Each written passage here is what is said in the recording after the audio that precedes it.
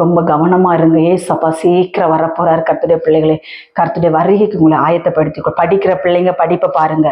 ஊழியம் செய்கிற பிள்ளைங்க, தாய் தகப்பனுக்கு ஊழியம் செய்கிற பிள்ளைங்க தாய் தகப்பனோடு சேர்ந்து கர்த்தருக்கு ஊழியத்துக்கு நல்ல இதா பண்ணி கொடுங்க, ஹெல்ப் பண்ணி கொடுங்க. இப்படிப்பட்ட காரியங்கள் செய்யுங்க.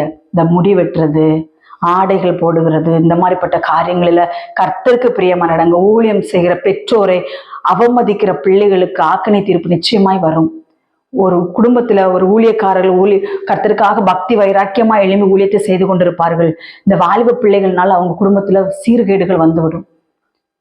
ஆனாலும் விடமாட்டார் ஆண்டவர். அவர் எப்படி நம்மளை அழைச்சவர் இல்லையா, அதனால நம்மளை விடமாட்டாரு. அதுக சீர்கெட்ட காரியங்கள் செய்யும்போது அதுகளுக்கு அந்த ஆக்கனை திரும்ப கர்த்தர் அங்க பாத்துக்குவாரு.